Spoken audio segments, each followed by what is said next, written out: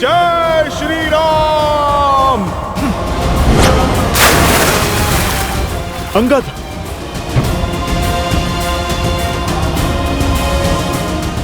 अंगद, अंगद, अंगद, तुम ठीक हो?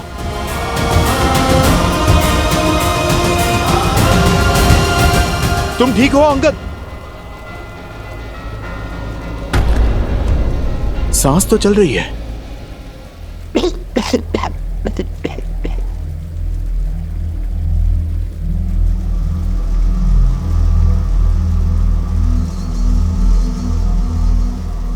उसे रोकिए। मना मत कीजिए देवी। मान जाइए, आपको हमारी सौगंध।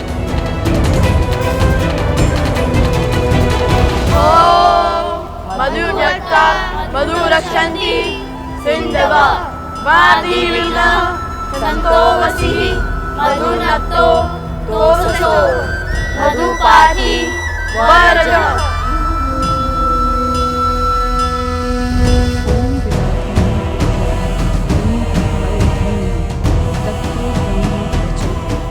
देवी, आप पत्नी धर्म की आड़ में अधर्म कर रही हैं। उस अधर्मी की सहायता कर धर्म को तार तार कर रही हैं। आपके पति ने एक नारी के विरुद्ध अधर्म किया है। देवी, आप रुक जाइए। यह मंत्र बंद कीजिए।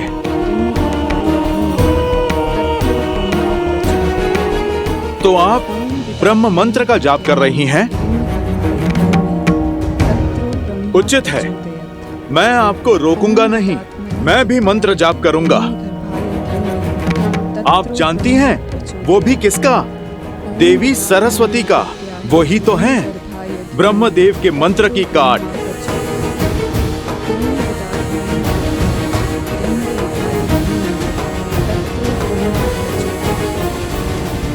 हे देवी सरस्वती, आप उपकार करें। जो यहाँ की सूखी नदियां हैं उनमें उफान भरे। मैं आपका आवाहन करता हूँ।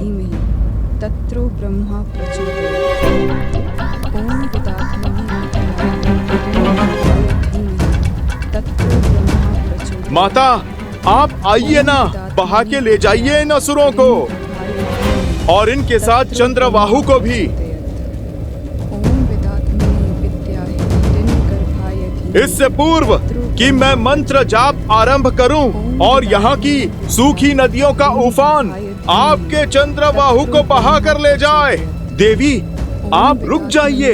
मैं आपको वचन देता हूँ, उसे मृत्यु नहीं, प्रभु श्री राम के हाथों मोक्ष मिलेगा। और देवी, यदि माता सरस्वती का वेग उसे बहा कर ले गया तो वो जहाँ जाएगा मैं उसे बिना अन्न जल के वहीं बांध दूंगा। जीवित रहकर भी मृत का जीवन जिएगा आपका पति।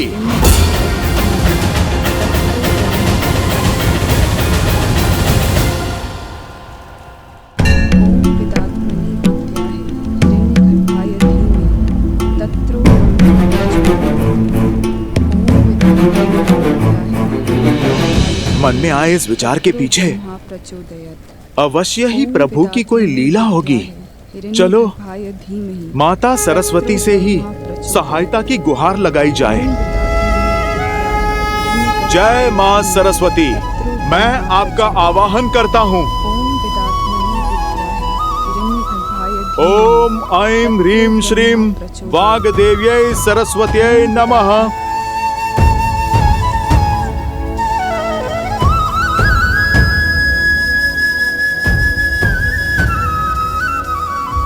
महापवित्र सरस्वती नदी की सहायक नदियां जहां असुरों का साम्राज्य फैला है, आप अपना वेग वहां ले जाइए।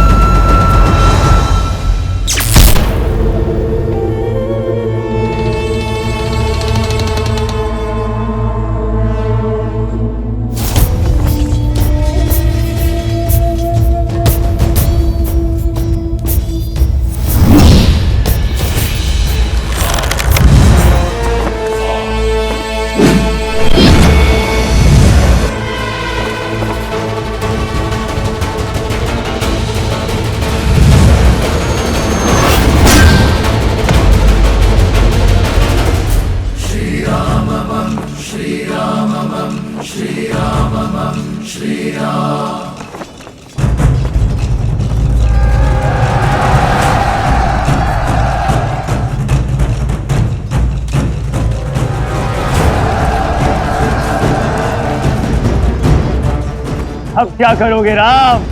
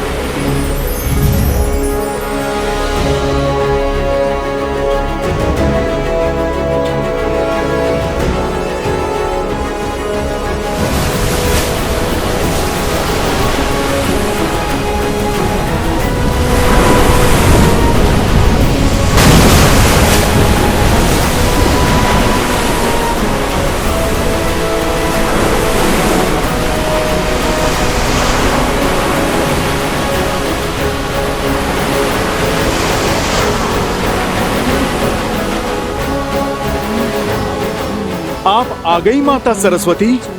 आप धन्य हैं, धन्य हैं आप।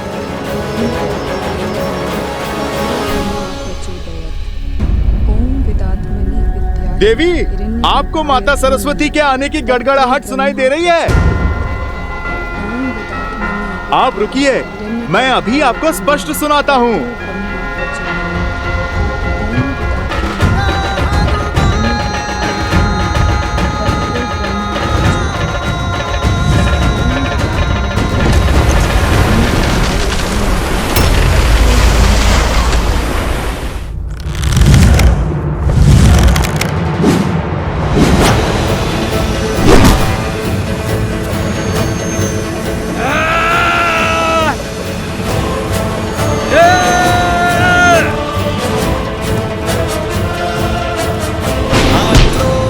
जोश क्रोध का ये क्षण है प्रतिशोध का, ललकार और पुकार का ये क्षण है अति विरोध का।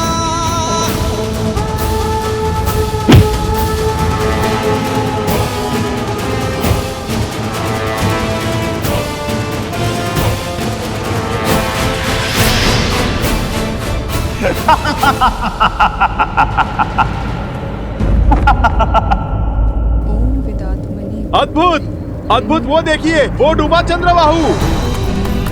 अरे आप देखिए, देखिए ये जल का वेग कहाँ लेकर जा रहा है उसे।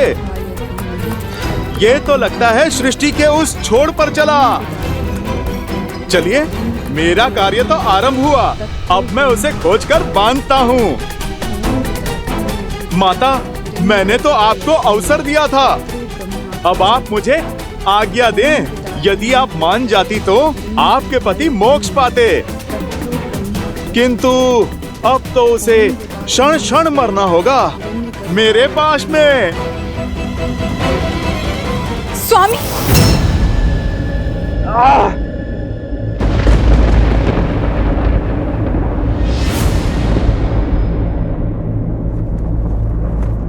ये नहीं हो सकता।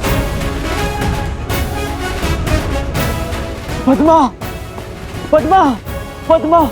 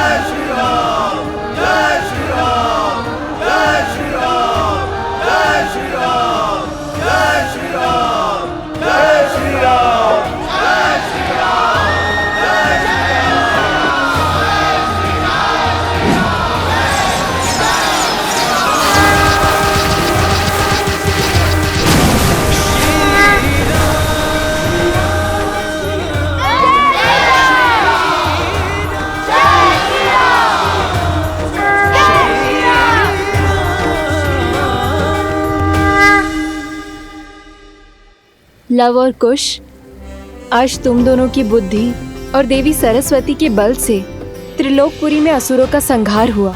सहायता के लिए धन्यवाद देवी। मेरा आशीर्वाद सदा ही तुम दोनों के साथ है।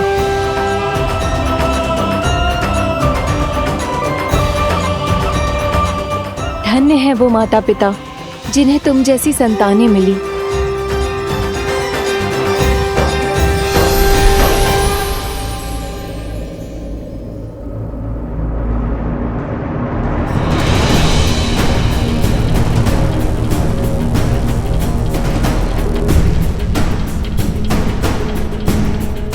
ये क्या है?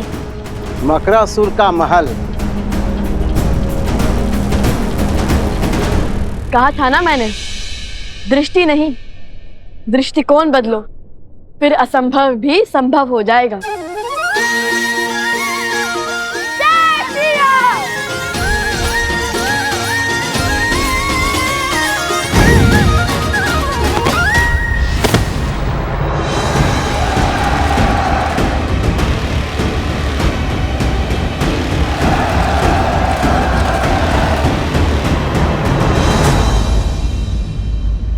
रुक क्यों गए महादेव, वो भी कथा के इस रोचक मोड़ पर? रुका मैं नहीं गौरी, रुका तो बुद्धि के देवता गणेश के विचारों का प्रवाह है। गणेश, किस विचार ने घेर लिया तुम्हें? माता, हनुमान जी ने माता सरस्वती का आवाहन किया और बाढ़ आ गई, असुरों को अपने साथ बहा ले गई। किंतु बाढ़ तो लवकुश के प्रयासों का फल भी हो सकता है। यदि वो दोनों फल्गु पर नहीं होते, क्या तब भी माता सरस्वती बाढ़ लाती? सूर्य अपने आकर्षण से धरती और चंद्रमा को खींचता है गणेश, और धरती और चंद्रमा अपने बल से सूर्य को खींचते हैं। यही प्रकृति का संतुलन है। इस कथा में भी हर कड़ी एक दूसरे से जुड़ी हुई है। संसार में जहां कहीं भी भलाई का कार्य होता है, वो भलाई के अन्य कार्यों को प्रोत्साहन अवश्य देता है। जैसे वर्षा के आगमन पर स्वयं समुद्र उठकर उसका स्वागत करता है, उसी प्रकार जब जब संसार में कहीं भी भलाई का कार्य होता है, तब तब भलाई का प्रत्येक अंश उसका स्वागत करता है। और फिर ये तो कथा ही जन्मों के संबंध की है, सिया राम की है। वो दोनों भले ही एक दूसरे से दूर हों, परंतु फिर भी एक दूसरे की भलाई का मार्ग अवश्य खोज निकालते हैं। अर्थात यदि एक व्यक्ति के सुकर्म दूसरों को प्रोत्साहन दे, तो धर्म की ये कड़ी अधर्म को धराशायी कर सकती है। हाँ पुत्र। अद्भुत, समझ आया। अब आगे की कथा सुनाइए ना पिताश्री। अवश्य। ये लो तुम्हारा उपहार।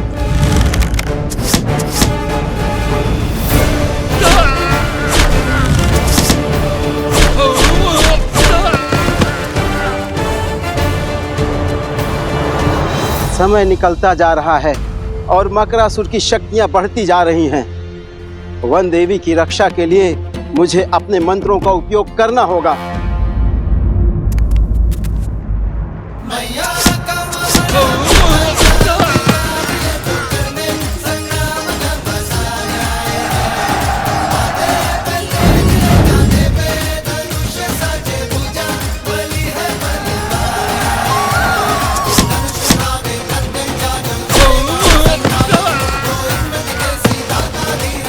अति उत्तम।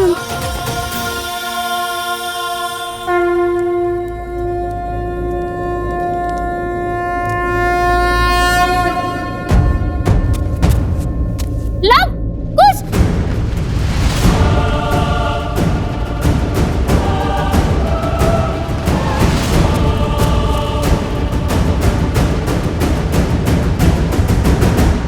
हमें उनकी सहायता करनी होगी, किंतु कैसे? हमारे पास तो अस्त्र भी नहीं है। कोई मार्ग तो खोजना होगा।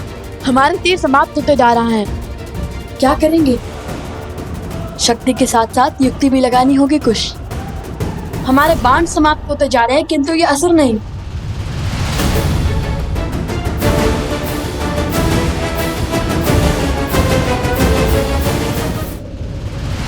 कुछ ये ध्यान करने का समय नहीं है।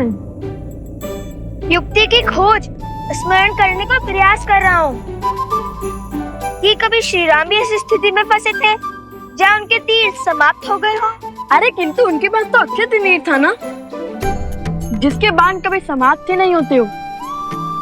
मैं अपने कर्मों से अभी अक्षय तीर नहीं पाया है। श्री राम भी इस स्थिति में नहीं फंसे, अब क्या करें भैया? कैसे बचाए माता को?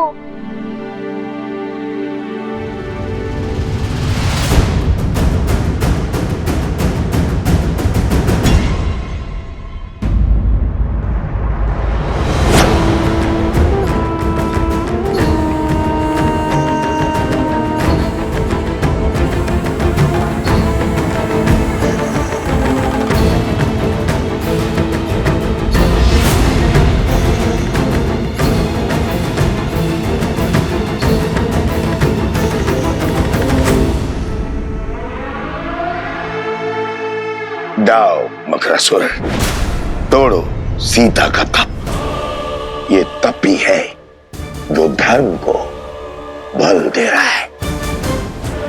ये टूटा तो हमारी विजय और इसके पुत्रों की मृत्यु निश्चित है।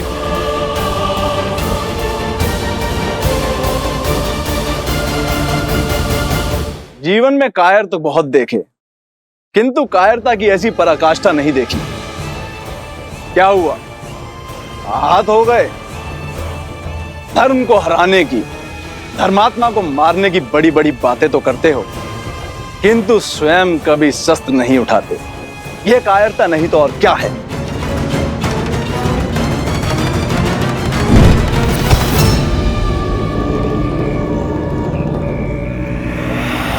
ये है तुम्हारा अस्त्र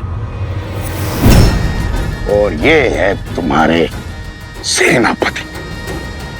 हर योद्धा का अपना अस्त्र और अपना शस्त्र होता है, किंतु हाथ में थामा हर शस्त्र टूटकर बिखर सकता है, जलकर स्वाह हो सकता है। जब दो अस्त्र टकराएंगे तो एक का टूटना निश्चित है, किंतु मेरा अस्त्र न किसी के थोड़े टूटेगा न किसी के जलाए भस्म होगा। ऐसा कौन सा अस्त्र है आपके पास? शब्दों का अस्त्र, वचनों के बाण। वो शब्द, वो वचन जो बड़े से बड़े साम्राज्य को धराशायी कर सकते हैं। बिना खड़ग उठाए हजारों लाखों जीवन पल में निगल सकता है। तलवारों की दिशा बिगाड़ सकते हैं मकरासुर, किंतु शब्दों की नहीं। अति उत्तम। लगता है रघुवंश की आहुति देकर संसार का सिंहासन संभालने के बाद मुझे तुम्हें ही अपना मंत्री पद सौंपना होगा। दो आज्ञा महाराज, किंतु पहले सीता का तप तो भंग कीजिए, उसके पुत्रों को अपने मार्ग से तो हटाइए। उनका अंत तो यहाँ होगा, मेरे साम्राज्य में। और रही बात सीता के तप की, तो लो अभी तोड़ देता हूं।